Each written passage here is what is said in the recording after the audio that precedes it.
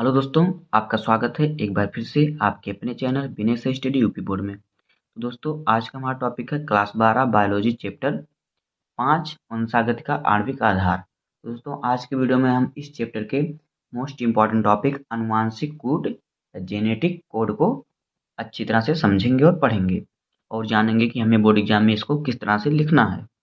तो वीडियो में लास्ट तक बने रहिएगा। आइए वीडियो को स्टार्ट करते हैं। पहले हम जानते हैं कि हमारा जो होता है आनुवांशिक कूट क्या होता है, इसकी परिभाषा क्या होती है। तो देखिए क्या होता है आनुवांशिक कूट। पहले हम इसकी परिभाषा देखते हैं। देखिए क्या होता है कि डीएनए अणु में स्थित नाइट्रोजीनस क्षारकों का वह अनुक्रम जिसमें प्रोटीन अणुओं के संश्लेषण के लिए संदेश निहित रहते हैं उसे आनुवांशिक कूट कहते हैं। तो देखिए जो डीएनए अणु होता है इसमें 4 प्रकार के नाइट्रोजन क्षारक पाए जाते हैं। तो देखिए डीएनए में कितने नाइट्रोजन क्षारक पाए जाते हैं, तो यहाँ पे लिख देते हैं कि डीएनए में 4 प्रकार के नाइट्रोजन क्षारक पाए जाते हैं।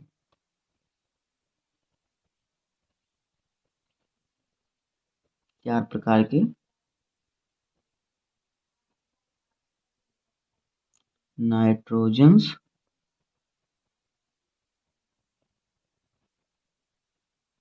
क्षारक पाए जाते हैं या होते हैं।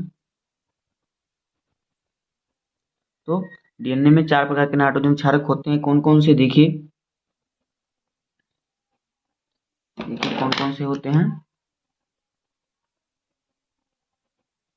ए, टी, जी और सी, एडेनिन और थायमिन और ग्वानिन और फिर साइटोसिन। तो ये चारों होते हैं इसमें डीएनए में कौन से नाइट्रोजन बेस या नाइट्रोजन क्षारक। कौन कौन से, एडेनिन, थायमिन, ग्वानिन और साइटोसिन। तो देखिए यहाँ पे लिख देते हैं हिंदी में, एडेनिन और क्या, थायमिन, ए से एडेनिन, टी से थायमिन और जी से ग्वानिन और लास्ट में क्या, साइटोसिन।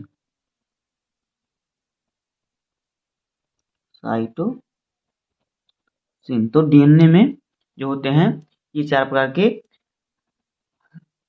अनाइट्रोजन क्षारक पाए जाते हैं। कौन कौन से, एडेनिन, थायमिन और फिर ग्वानिन और साइटोसिन। तो ये क्या कह रहा है, आनुवांशिक कूट क्या होता है कि डीएनए अणुओं में स्थित नाइट्रोजीनस क्षारक, इतने हैं नाइट्रोजीनस क्षारक 4 का वह अनुक्रम, इनका ऐसा अनुक्रम कि जिनमें ये प्रोटीन को कूट करें, अर्थात इनमें प्रोटीन कोड करने के लिए इसमें प्रोटीन भरा रहे, प्रोटीन इसमें संपूर्ण मात्रा में पाई जाए, इनका वह समूह। तो इनका कोई, देखिए वैसे मान लीजिए कि ये डीएनए कहता है कि मेरा ये क्रम है, मैं इसी क्रम में इतना प्रोटीन रखता हूँ, इतना प्रोटीन कूट करता हूँ। तो वही क्या कहलाता है, आनुवांशिक कूट की डीएनए अणुओं में स्थित नाइट्रोजन क्षारक का वह अनुक्रम, मतलब इनका वह अनुक्रम, जो ये होते हैं डीएनए अणुओं में नाइट्रोजन क्षारक पाए जाते हैं, इनका वह अनुक्रम जिनमें ये प्रोटीन अणुओं को क्या कहते हैं, संदेश देते हैं कि हम इतने प्रोटीन अणुओं को क्या कूट करेंगे, वही आनुवांशिक कोड कहलाता है। तो ये हो गया हमारा पहला इसका परिभाषा। अब आइए देखते हैं दूसरी परिभाषा। आपको 2-3 परिभाषाएं सरल सरल से बता दी जाएंगी, आपको जो अच्छा लगे या समझ में आए उसी को आपको लिखना पड़ेगा। तो उम्मीद है कि ये तो समझ में आ गया होगा।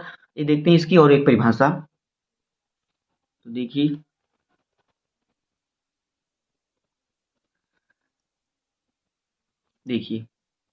क्या कह रहा है कि आरएनए अणुओं में 3 नाइट्रोजीनस क्षारकों से बनी एक भाषा जो विशिष्ट अमीनो एसिड को कोड करती है उसे आनुवांशिक कोड अथवा जेनेटिक कोड कहते हैं।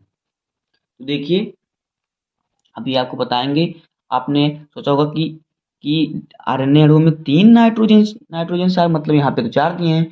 तो इनका जो समूह होता है ये 4 होते हैं, इनसे मिलकर 64 बनते हैं, 64 कोडान बनते हैं। तो ये 3-3 के त्रिगुणित होते हैं, 3-3 के समूह में रहते हैं।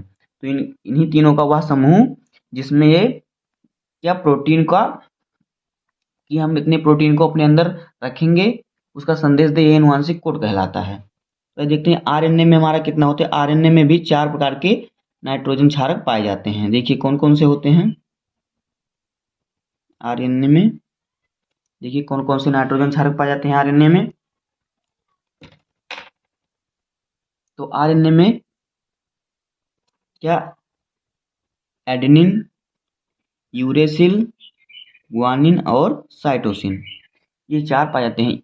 डीएनए में थायमिन पाया जाता है और इसमें थायमिन की जगह यूरेसिल पाया जाता है। देखिए कौन कौन से इसमें होते हैं आरएनए में। एडेनिन, यूरेसिल और ग्वानिन और क्या साइटोसिन।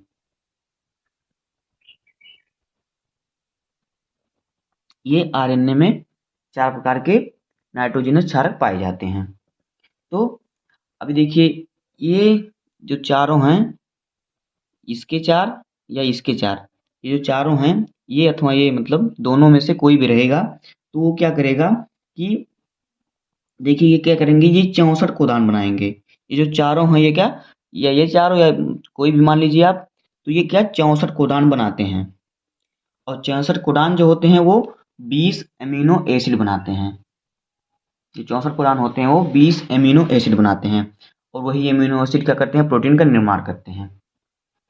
तो देखिए इसके ये क्या कह रहा है कि आरएनए अणुओं में 3 नाइट्रोजनस क्षारकों से बनी एक भाषा जो विशिष्ट अमीनो एसिड को कोड करती है उसे आनुवांशिक कोड अथवा जेनेटिक कोड कहते हैं। तो देखिए यहाँ पे इसमें आरएनए में क्या होता है, आरएनए या डीएनए में दोनों में 4 नाइट्रोजनस क्षारक पाए जाते हैं। तो देखिए ये चारों क्या करते हैं, 64 कोडान का, ये चारों 64 कोडान बनाते हैं। जैसे कि मान लीजिए एक बन गया AUG, दूसरा बना क्या CUA, GUA। तो इसी प्रकार से 64 प्रकार के कोडान बनाते हैं। तो वही कह रहा है कि इनके 3 नाइट्रोजीनस क्षारक, मतलब जो इनके 3 हैं, 3 का वह समूह कि जिसमें ये प्रोटीन के निर्माण का संकेत देते हैं, संदेश देते हैं कि हम इस क्रम में इतना प्रोटीन निहित करेंगे या कोड करेंगे, वही क्या आनुवांशिक कोड कहलाता है। आइए देखते हैं अब आगे। तो देखिए आगे क्या है। देखिए इस परिकल्पना के नियमों का प्रयोग करके जीवित कोशिकाएं पदार्थ से सूचना को, प्रोटीन को स्थानांतरित करती हैं।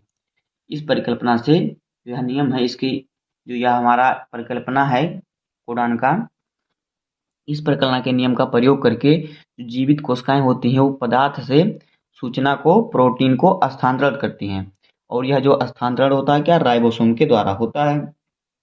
तो देखिए यहाँ पे आपको बता देता हूँ कि देखिए हमारे जो 64 किससे, इन चारों से मिलकर जो हमारा ATCG है, या ये चारों रहेगा या फिर ये चारों रहेगा, दोनों में तो ये हमारे 64 कोडान बनाते हैं। 64 ये बनाता है और 64 ये बनाते हैं। तो यहाँ पे देखिए जो हमारे चारों क्षारक मिलकर क्या करते हैं, 64 कोडान बनाते हैं। तो यहाँ पे लिख देते हैं कि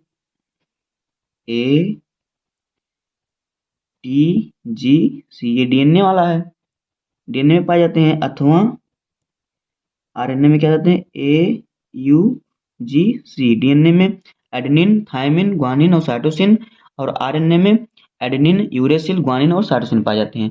तो ये क्या करते हैं, ये मिलके क्या करते हैं, देखिए 64 कोडान बनाते हैं। 64 कोडान बनाते हैं, ये 64 प्रकार के कोडान बनाते हैं। और देखिए, और ये 64 कोडान क्या करते हैं, ये 20 एमिनो एसिड बनाते हैं। एमिनो एसिड बनाते हैं। और ये 20 एमिनो एसिड क्या करते हैं, प्रोटीन का निर्माण करते हैं,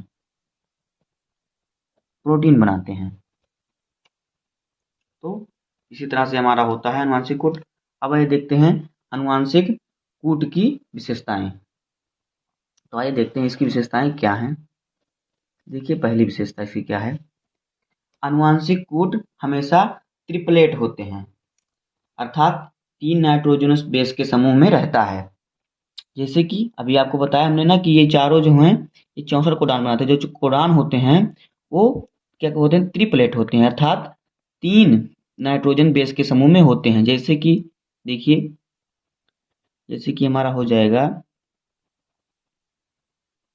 AUG। इसी तरह से हमारे सब बनते हैं, 64 कोडान इस तरह से बनते हैं। तो ये 3-3 रहते हैं। जैसे GU, ये इसी प्रकार से जो हमारे हैं कितने 64 प्रकार के कोडान बनते हैं। और ये क्या 3 नाइट्रोजन बेस में रहते हैं। देखिए 1 2 3, ये 3 नाइट्रोजन बेस में हैं। तो देखिए आगे देखिए,